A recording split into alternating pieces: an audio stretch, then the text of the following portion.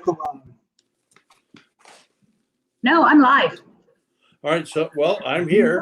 View on. Well, don't start yet because you started 5 minutes early last time and Randall called you out on it. I have a coaching team here. I don't know what to tell you. What time is it? Your coaching team is great. I appreciate it. But yeah, we are live. All right, so Luckily I already opened up my bottles of wine. Did you? You have yours open? Very nice and poured. All right. Yes, I always learned if you're not 15 minutes early or 15 minutes late, which if you know me, I'm always late. So that's actually, I never really learned that.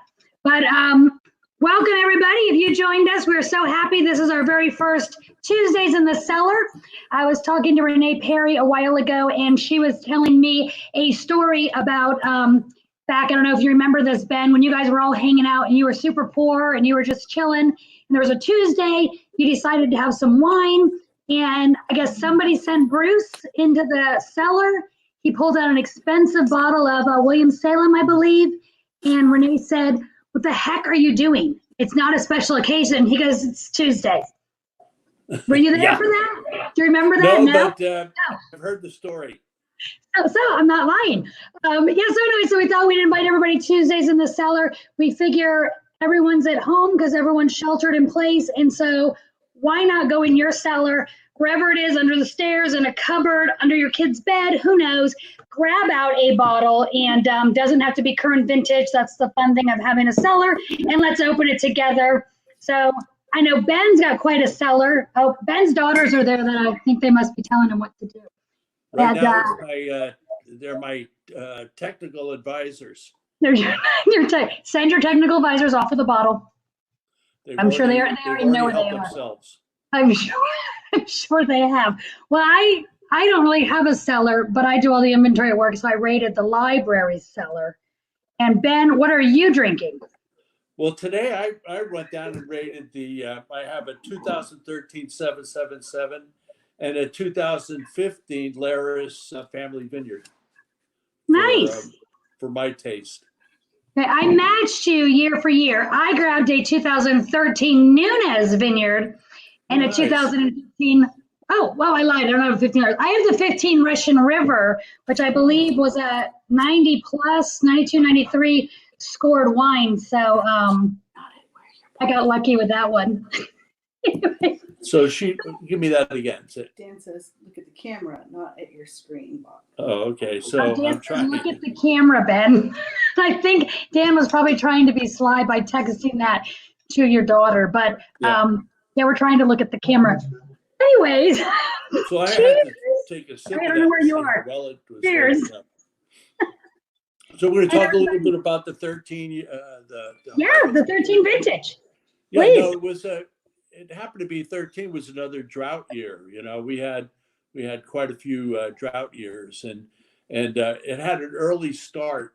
The weather was beautiful, and it ran early for the whole harvest. So we harvested early that year, and summer offered an abundance of beautiful sunshine and no heat spikes over 90 degrees, which was kind of rare because we had been getting these during the drought year, some really weeks of high spikes where we were getting 110 degree weather, 108, 110 degree weather.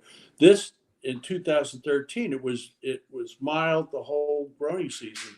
So 2013 rarely got above 90 degrees, which was really, really, really wonderful. And we only had sprinkles and no rain for the whole harvest, which was fairly not very normal. And then it turned out to be one of the largest following 12, which was the largest harvest we had in years.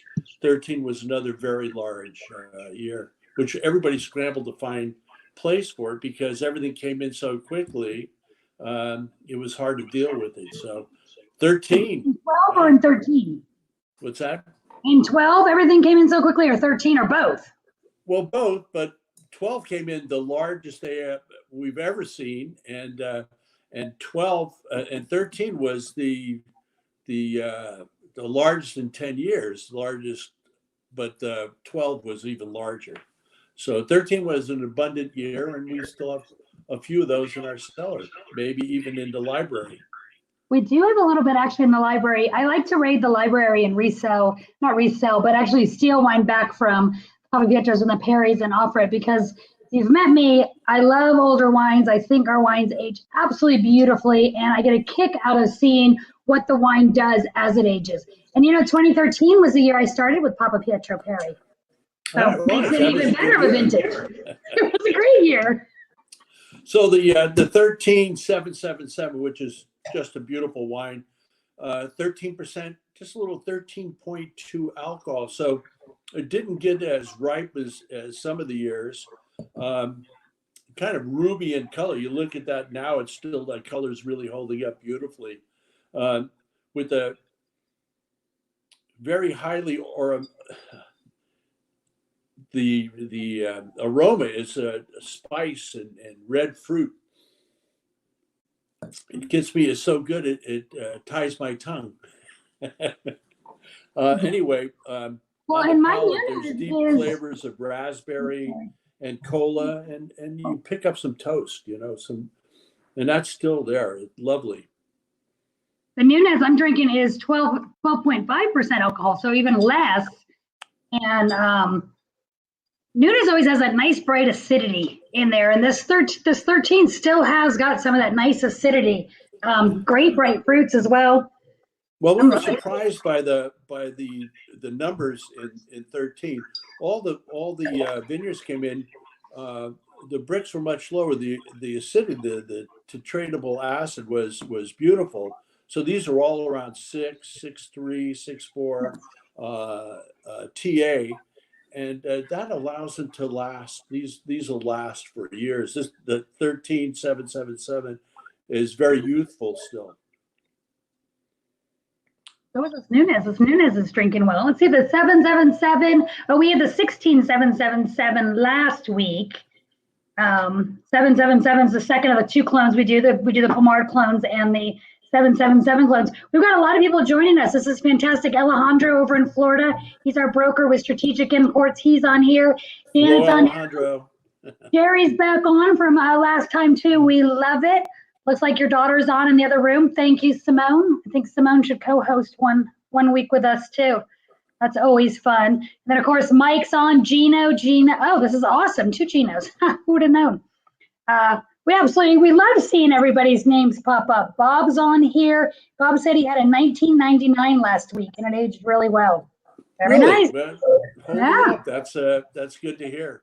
So this 7.7 was, as they usually are, made up a single clone from many different vineyards. We have this particular 777 grown in the Russian River. We have it on the Peters Vineyard, on the Laris Vineyard, the Nunes, which you're drinking, grows some 777, and the Buchner Vineyard, which is over there close on the West Side Road. And all of these vineyards are separated all over. Peters is the very furthest part of the Russian River. It was south of Sebastopol. Laris right in the middle of the River Road, kind of in the middle of the Russian River, and Bucher on the far side, on the northern part of Russian River. So we've got it all covered. And then Nunes, of course, is the only vineyard we have on the east side of 101 around Airport. So it's a good representation of all the different vineyards we have. What year did you start making 777? I think it was 2006 or 7, 2006, I believe. And then Nunez joined us in 08? I think she started before then. Oh, that's just what I know, or don't know, pretty much, I guess. The time flies. I didn't prepare for that. The 777, we originally started making clone wines in 2003 with our Pomard. We started with the Pomard clone, and one night Bruce and I were just tasting the different clones, and we had them in different vineyards. That time we didn't have that many, but we had the Pomard, and we tasted it on the Laris Pomard, we tasted the Peters Pomard, and just before the night was over, we kind of put the two together, and we were shocked how good it was. much better than either single clone by themselves. So we went back and created the first clonal wine we did, single cloned them multiple vineyards, and that was in 2003, and it was a big hit. And so it was pretty easy about how should I tell about how I got the 777? Yeah, I don't know if anybody heard. It's one of my favorite stories. Maybe just because I know you too. Yeah, he's at with the 13777. So let's see, you've had 777 for quite some time, and you like to go to Vegas for quite some time, right? Yeah, so I used to go do wine sales in Vegas, and so one night after a long day of sales, I was playing slot machines, a couple of dollar slot machines, and I was playing them back and forth. And I looked at the one on my right, and the one on the left hit for 2,500. And as I pulled the one on the right to look at the one on the left, that one hit for 1,000. I won $3,500, and I was shocked. I'd never won anything before in Vegas, and it was all these sevens, and kind of lightning struck me. And I went back to the winery because we had so many vineyards that have the 777 clone, and put together. It was kind of a fun thing to do. We put the 4 vineyards or 5 vineyards we had that growing on, and put that together, and it's been a winner ever since. And we sell a lot of that in Las Vegas. I have a running comment with Deanne, who works in the back with me, and I tend to think out of the 2 clones, Pomard tends to have a little more of that earth notes and minerality, a little bit masculine, if you will, where to me the 777 has a little more of the floral aspects, maybe the redder fruits, and a little more feminine. He disagrees 100% with me and thinks it's the opposite. What do you think? Well, I think the 777 for sure is bright acidity. I think that particular clone shows its acidity, and sometimes when it's a single clone in a single location, it's a little too acidic for my taste. So it's a great blender for the vineyards that we work with. And for me, the Pomard, which is the workhorse to the Russian River, is more earthy, fuller in body, and it's as the French call it, the iron fist in a velvet glove, because it's powerful wine, but velvety. So the difference is the powerful. At least that's my interpretation of it. I'm sticking to it. Anybody comments and you agree with me, I'll go ahead and put and show your comments. Thanks, Jolly. There's Shelley, yeah. I appreciate any support I can get. So that was awesome.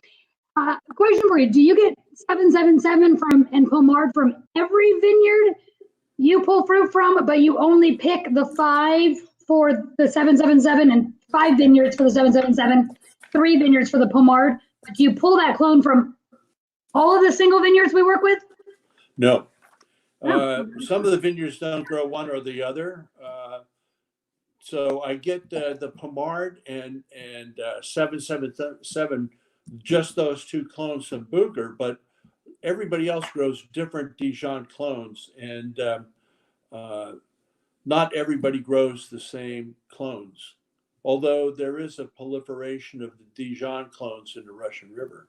But mostly, most growers grow in different blocks, multiple clones, because it adds lots of different character to the blend from the vineyard. I think lots of different clones make a better Pinot Noir from the location. So we've tasted some clonal wines that were single clones, some single locations, and sometimes they represent to me a one-dimensional. That's why I kind of like the idea of the blending, especially blended wines usually do very, very well. You can adjust different acidities and different fruit flavors with different clones. Do you have a favorite vintage of 777 besides the one in your glass? That doesn't count. Well, I think the 12 was beautiful, and the 16 did. I really like that one too. I'll have to check inventory on the 12. I don't know what we have left. We have a little bit. I know we have very little bit of the 16 left. We'll be rolling into the 17 soon. But yeah, I'll have to check out the 12. I know we re-released the 8 a few years ago, and 8 was absolutely amazing. And that was current. That was like within the last year that I had it. Oh, Jen does have a question for you. She's asking, oh, delicious, Jen. If you don't want it, you can send it this way. She has a 15777 in her wine cabinet. How long should I hold on to it? And that's a 15. 15. Yeah, that'll hold for a while, but they're anywhere along from now for another 5 years. But geez, they taste so good now. I can't guarantee that they'll taste so good 5 years from now. Well, But they Anna, will hold up as we've tested wines and we've drank wines here that were older. And what do we drink with Charlie? We had an 08, and that's 12 years or 11 years old, and that held up beautifully. So everyone. Oh, go for it. Sorry. I was just going to say the way we make our wines, the use of new French oak, and the way we pick a little sooner than a lot of people, we retain that bright freshness of the acidity, which really helps age wines. Well, and every time I tend to open up an older vintage and pour it around, everyone goes crazy. You brought in those O2s, if I'm correct. You are making way in your cellar for some current wines. And so we get very lucky at work. Ben sits there and will clean out his cellar by bringing it to work. And then he'll just show us where the case is and say, help yourself.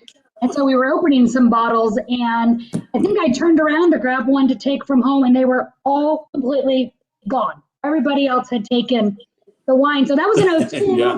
What is it now? 2020. I thought it was 2018. That's funny. Well, I save a few in my cellar, but I like to move up, make some room because my cellar isn't that large. So I like to keep some of the current vintages so I can go down and taste them from time to time to see how they're doing. So I have a big wine cellar at the winery, so I probably won't run out of library wine anytime soon. Well, Doc just said they try to hold on, but it's also good now, which I totally agree with you, which is why we started a library page. We've got some, I think the oldest right now we might have is an 11 on there.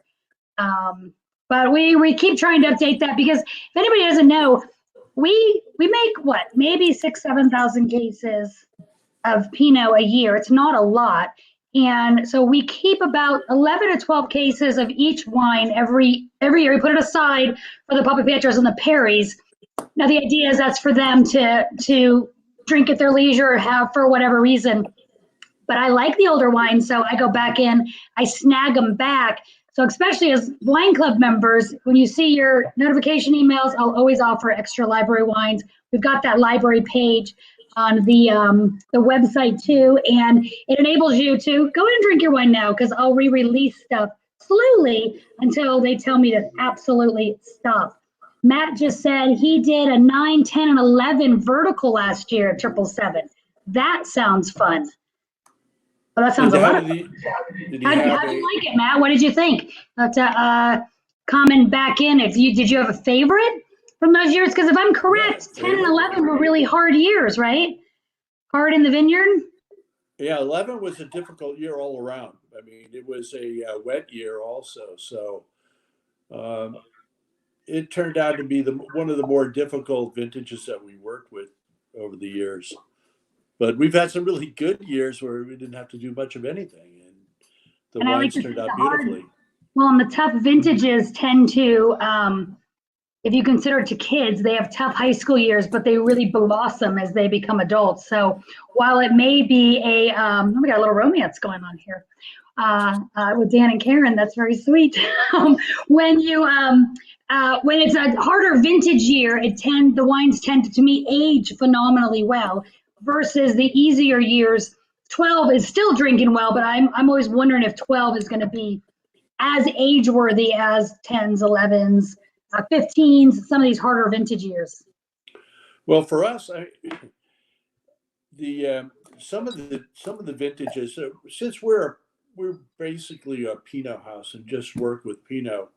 Um, in the good years, just about anybody could make a Pinot because it was a good year. But for us, in the difficult years, is where we do very well because that's all we work with is Pinot Noir. So being a specialist in one grape really is helpful. So, and if you could make a really good wine in some of these years, like 12 and 13 of that, you probably should do something else. Maybe go play golf or something. And don't sell yourself short, Ben. You're pretty dang incredible. Your wines are consistent year after year. And I know for a fact the vineyards and the vines are not consistent year after year. So what you do to them when they come in is really what makes Papa Pietro Perry so spectacular.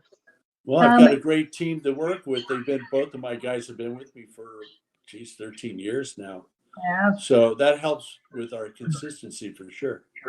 Oh, it definitely does. And Sam said, how's that 20-year blend drinking? Sam, that's actually a 2016 vintage. We made that 20-year blend in 2016, right? 2016.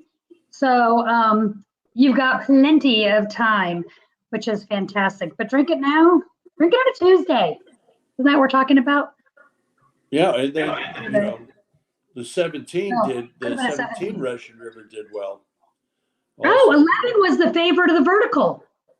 Matt just said, so the 11 was the favorite. Exactly what I said. Tough year, but the struggle turned out great wine. I'm glad to hear that. Glad to hear that. Next time you can invite us, because now that we can do these things, we can be anywhere. Which is a very scary thought. All right, Ben, did you open another bottle? Yeah, I'm ready to I'm ready. Talk a little bit about the 15s, which again was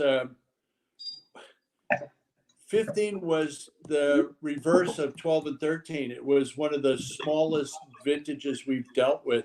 It was between 35 and 50% less than below the 6-year average. And the clusters were very small clusters and they didn't weigh very much. And the lowest yields on record for at least 10 years. So it was a very warm winter and a dry spring that the nutrient uptake in the wines, which helps stress the vines, they didn't have the normal uptake of the nutrients. So the vines got really stressed out. So even though it was a very small vintage, the fruit was beautiful. And we winemakers were just expressed our excitement having to deal with the vintage. It's just a shame that it was so stingy. So it was hard for me because the most difficult part was I have all these different wines I have to make, and some of the wines I make 2 or 3 from one vineyard, like the Peters and Lars, go into the Pomard and the 777, and Peter's Vineyard also produces the Mukaida. And so when you have a very, very reduced crop, it's very hard to make all those different things that we do. So that was very stressful working the 15 vintage. Well, in 2015, we actually did not make a Sonoma Coast blend. We also did not make magnums or 3 liters of our 15 Russian River Valley, and obviously 15 Sonoma Coast either. So that definitely, you don't make magnums and 3 liters, you have more for the 750 bottles. Couple quick questions. Jan is saying, should we drink our 2013 or wait? It's drinking beautiful right now. It will get better. I mean, not better, I apologize. It will still hold up. Depends on how you like your wines. If you like the bright acid and the fruit, drink it now. You're gonna like our wines younger. If you don't mind them getting a little more of that minerality to it and you like some of those darker earth notes, hold on to it. Absolutely. You can't go really that wrong. I just think that, the 7 years, after 7 years, you start losing a beautiful fruit. The beauty of Pinot Noir is the lovely fruit from Pinot Noir. I think that unlike Cabernet with the tannins and big ripe flavors, Pinot Noirs are elegant and seductive, and they have these lovely fruit flavors that they move on after a certain amount of years. And so I like to capture the 5-year thing. To me, it worked out perfect for how I like to drink my wines. Is that we release them at around 3 years or so. When we release them, To the wine club. yeah. So I mean, the rotation is that they get it a little sooner, but Yeah. that 3 to 5 years is when the fruit just sings. That's what I like about Pinot Noir. So. And then they'll hold, but then you take a chance of losing some of that beautiful fruit. He's talking, the years he's saying is years from vintage date, not years from now. So just so happens we both had 2015 in our glasses. If you poured your new one, I just poured 15 Russian River Valley in my glass. So I'm at your 5 years from vintage date. Perfect timing, right? And Beautiful. You opened up the 15. I'm drinking the Laris, and it's 4 years going on 5 years, right in that target. And I mean, the Laris is always to me represents the true representation of Russian River Valley, the earthiness, the minerals on it. This one's a little bit different on the palate. It has, I mean, first on the nose, you get cinnamon and clove on this particular bottle, and usually we get more earthy mushroominess on most of the Laris vineyards. So this was the 15's a little bit different. The stressed out vintage brought different characteristics out of the Laris. But this particular blend, I use 4 of Nick's clones on this. We have the 115 and the 667, 777 Pomard in this blend. So it's got a wide range of clones in it, which gives it a lot of depth and flavor, very harmonious blend. And I think with this one here, it still has fresh raspberry, cranberry, and great structure. And probably leads into your Russian River. This has got some velvet. This is nice. This Russian River. Maybe it has a little more Pomard in it. It's really good. I'm really glad I'm the only one in this house that drinks. So it can all be for me. No, this 15's drinking beautifully. It's the Russian River, which is going to be the blend of all of our Russian River. Generally speaking, the wines are the clones that I don't use in the vineyard designates. The parts, sometimes we get quite a bit of fruit from each vineyard, and I don't want to make too big of a lot for each one. So that gives me some fruit to play with to make a blend, the Russian River Valley blend or the Sonoma Coast blend, depending on what the vineyards are that I have available. So it gives me an opportunity. Whereas we're very consistent with the vineyard designates, the Russian River and the Sonoma Coast blends give me a different kind of palate. It gives me an opportunity to do something different every year with the different clones that I get to play with. So, in a way, the blends, the Russian River and the Sonoma Coast, gives me great pleasure because it's different than the vineyard designates for sure. But this Laris, again, we picked this one a little early. I think it's 13.8 alcohol, which is actually, I think, represents this beautifully. The proper alcohol. The TA on this was 6.4, so a little higher than normal too. So really, really beautifully balanced wine. Mine's 13.8 as well. I had Simone snuck in here and grabbed the glass when I wasn't looking. Who did? Simone did? Well, she was drinking Mukaida last time, so that is funny. You're getting compliments on your shirt again, Ben. Ben is known for his Hawaiian shirts. He loves Tommy Bahama, and I'll tell this story again. When we were in Australia, New Zealand for the wine cruise we did, we were in Australia. We were, what even town was that? I think it was Sydney, wasn't it? No, it was Melbourne. Town. No, it was a little beach town we went to before the cruise. Remember we took the ferry over? Shoot, it wasn't. Well, That it had to be Sydney because it was outside of Sydney, but we took a ferry over and we got to the we got there and there was a Tommy Bahama store. You and Yolanda walked in. You owned absolutely everything already in the store, with the exception of one like jacket that you then proceeded to purchase. you So got to if keep your eyes anybody, open. if anybody needs to go to a Tommy Bahama store, you can just also go to Ben's Closet, because I think that may be the most stocked, but everything's in one size. Now Julia snuck in to grab Manly. us. Oh, it was Manly. Thank you, Karen. Yes, it was Manly we were at. Very nice. Manly Island. It was Is it Manly Island. It was Manly Island. Yeah, no. Yeah, nice. You owned everything. Hey, I really missed. This year. It doesn't look like our cruise is gonna happen, which very sad for me, because we love traveling with our wine group, and we had about 130 people waiting to go on this, and it just doesn't look like we're going to be able to make it to the Aegean this year. No, we can't. And Mary in Jacksonville was not Tasmania, but I tried to see you guys when I was in Jacksonville, so hopefully next time. And Mary also.